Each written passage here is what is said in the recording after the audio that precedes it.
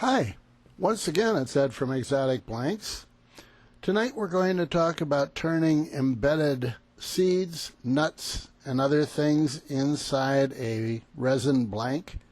I've had several questions this week, so I'm going to take this one kind of slow and go through it in some detail. First of all, we'll show you the picture of a blank that I used. This blank, when I started with it, had some pits and holes. When these guys cast these things, it is not easy to get the resin to conform to all the different places that you have holes and voids and nuts and so forth. So on this one I could actually see it. The first thing I did was close those holes by putting on some epoxy that I mixed with a color so that it would look very much like the blank that I was working with. I let that sit overnight so that it would be good and hard, and then I put it on the lathe and started to turn.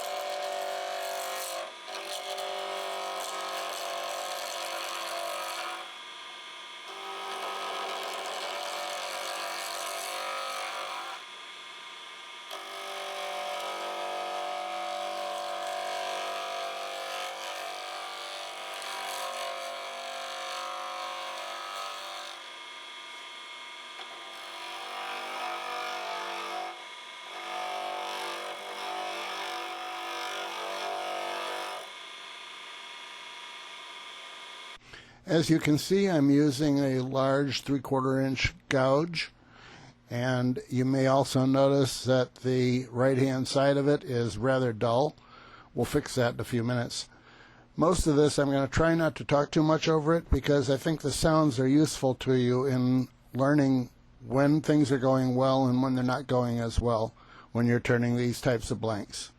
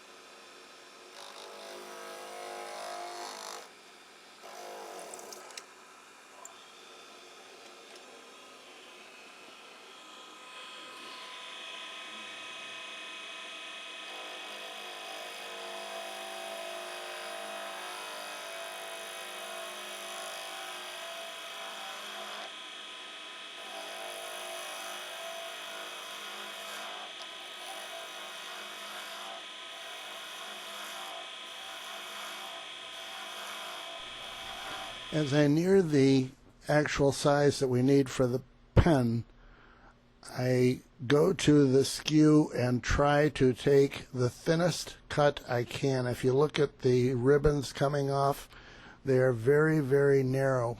That means that I'm only touching that blank with a very small part of the tool, and therefore I'm less likely to get caught on any of the items that are inside the blank. It's kind of a tricky thing to learn to do, but the less of the blank you touch, the less likely you are to get underneath one of those nuts and throw it across the room.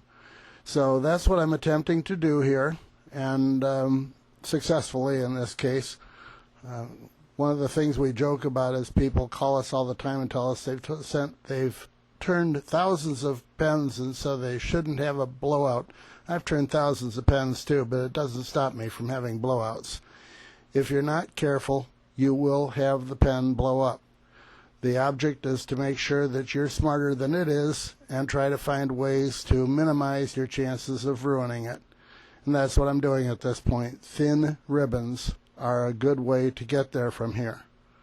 We'll keep on turning it. Also listen, because you can hear it when it hits the nuts. There's a different sound when it's turning nuts than when it's turning resin. And it's kind of important to hear that there is not a click. If there is, you're getting underneath one of the blanks or one of the nuts, and you have a high probability of failure.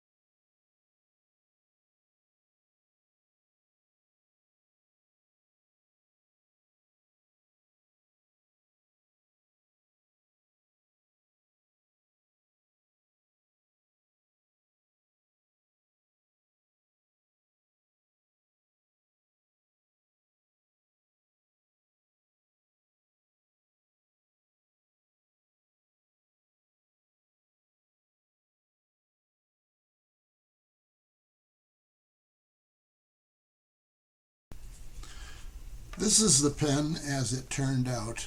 This is the same one that I was showing on the video. Because it took so long, I am not going to go through the detail of the glue boost and so forth, but after the part you see, the part with the turning, The next thing after that was to put a boiled linseed oil on it to try to get rid of any of the sawdust. And then after that was done, I put a glue boost finish on it.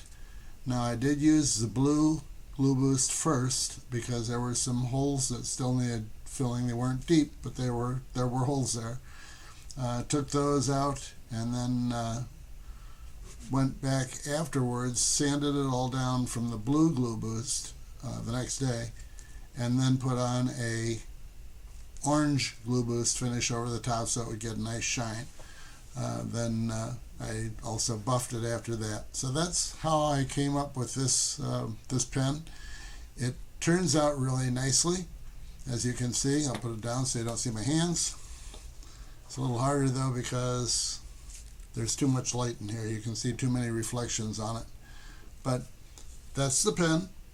Thank you for watching. This is Ed from Exotic Blanks. Till the next time, please subscribe and like the video if it did you any good. Have a good night. Bye now.